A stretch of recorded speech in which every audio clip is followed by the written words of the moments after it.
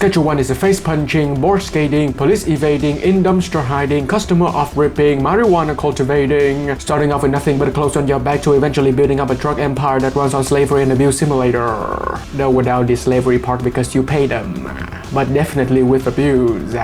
Recently released in early access, the game is what I would call an immersive sim light, in the sense that there are elements of the genre here, just that they have yet to be fully realized. However, judging by the state that the game is in right now, taking into consideration the amount of content and overall polish, I'd say that Schedule 1 has the potential to be one of the most enjoyable games of 2025. Developed by TVGS, short for Tobacco, Viagra, Ganja, and Schmack. Schedule 1 is a game in which you commit heinous acts of crime that…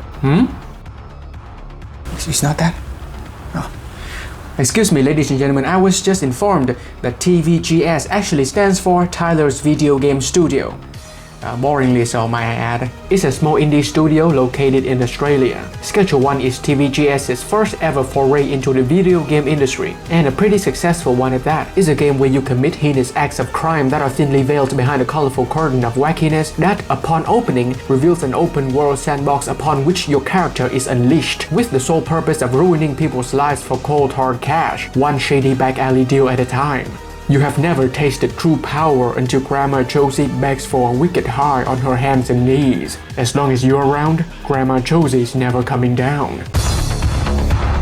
The beginning of the story starts off with you, a nameless, fully customizable character just trying to make a name for him/herself in a new town after a police raid, upon which you just get up, unceremoniously drive away, and leave your uncle to the whims of the FBI. Your uncle, who apparently can still call you from a supermax prison to give specific detailed instructions on how to deal, build, and operate a drug empire. As for the rest of the story, I'd say it's similar to a AAA game company that is not morally bankrupt, because I have yet to find it. No matter how hard I try, I can only seem to find those big ones who used to make good games, but have now unanimously devolved into trying to shove $80 games with even less content and undoubtedly more life-leeching manipulative microtransactions that before down your very own unmolested throats. But alas, this is a topic for another video. So, subscribe, like this video, and stay tuned to not miss it. Do it now, please. As for Schedule 1, I've put roughly 6 hours into the game at the time of making this video, so chances are there might be a lot more to the story than absolutely nothing after the tutorial missions that serve to familiarize you with the gameplay mechanics. Gameplay mechanics that are even more addictive than the drugs you're trying to sell. And that is saying something, especially when I managed to create something called Slimy Thunderfuck, with an addiction rate of 100%. But even if there isn't a plot, I believe that Schedule 1 is a sort of game where you get to write your own story and make your own fun, provided that you actually keep track of your drug network and also don't possess the attention span of a chimpanzee and/or the hyperactivity of one. Because if your plan is to make the most out of your short volatile drug dealing lifespan, then you're gonna find yourself scrambling around, sprinting from one end of the town to another, trying to make deadlines while keeping track of the police while maintaining your rapidly expanding drug operation. Which brings us to the gameplay.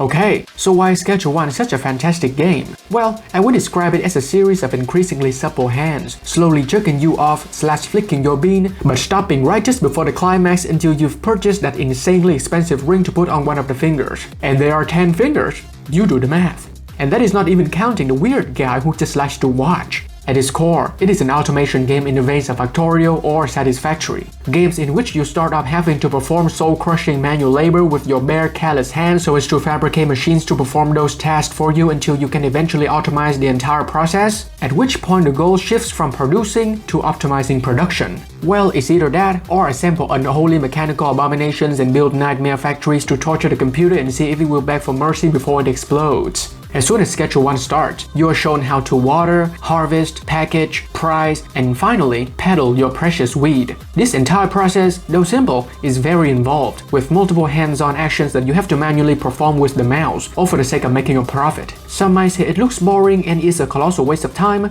to which I reply, you have a point.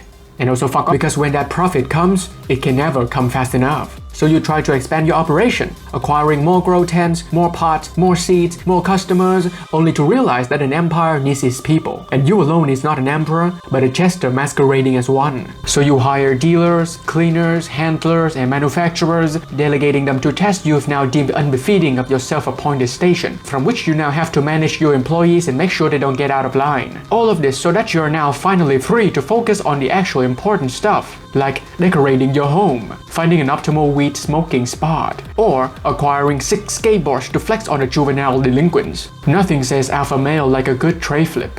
Or TikTok morning routines filmed by people who have enough drugs in their body to put a pharmacy out of business. And that concludes our tour of the entire gameplay loop.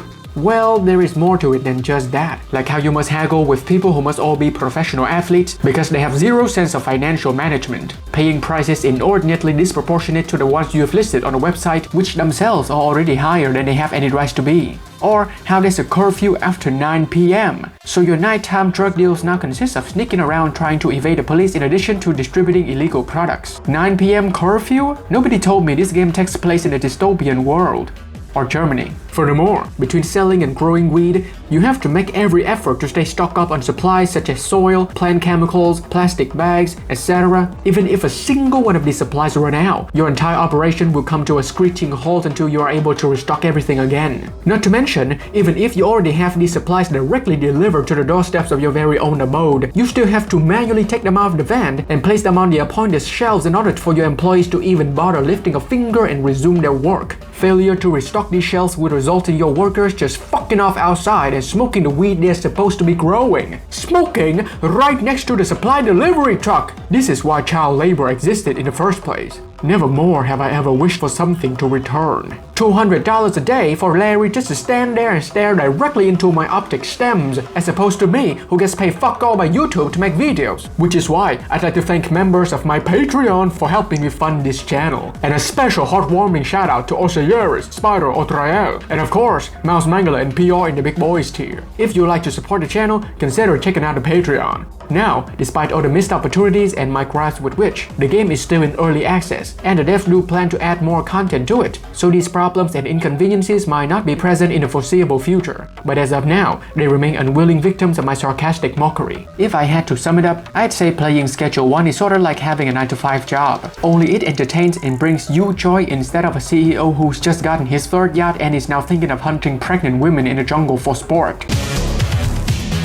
The game looks how you would expect a game with a premise of building and running a crack empire would look. And depending on your upbringing, it might look absolutely nothing like what you're seeing on the screen here. But depending on your outlook on life, you might just find unchecked immorality and unbridled criminality to be wacky. It looks fun is what I'm saying, if a little bit too simplistic for my taste. The game looks kinda like the GTA remasters back when it was made by that studio run by mentally disabled orangutans. May I humbly suggest at least adding a little bit more details to the characters? If not for the incredibly lacking character customization, then for the sake of identifying important NPCs at a quick glance. It is true that a striking silhouette plays the pivotal role in making characters recognizable, but that hardly matters when your characters look like those people who've had plastic surgery in the basement of that Chinese doctor. The one upside that comes from this lack of graphical fidelity is that the game runs really well. Surprisingly well, now that I think about it. Uncharacteristically so for an early access game made by 3 people and a Unity engine. Well, I guess anything is possible when the executives aren't breathing down the back of your neck to see whether the loot box you're adding can make a child addicted to gambling or not.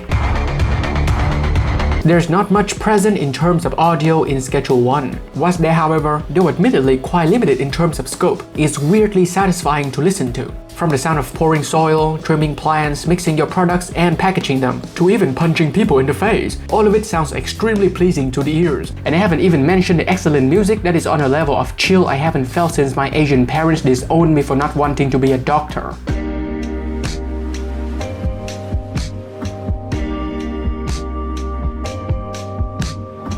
Sounds like ancestral disappointment. Music to my ears. Literally. God damn, the music is good! Woo! You know it is $20 well spent when you find yourself vibing to the tranquil music while making hard drugs with the intention of selling them to Grandma Josie. Should you play Schedule 1? Well, do the devs want to add more stuff to the game in the future? If yes, then you should definitely check it out. If no, then you either get it on sales or by another method that I neither abide nor prescribe. Joke's on you, parents! I'm a linguist! Subscribe and stay tuned to watch me wallow in unceasing madness. If you don't, you can never be an alpha male.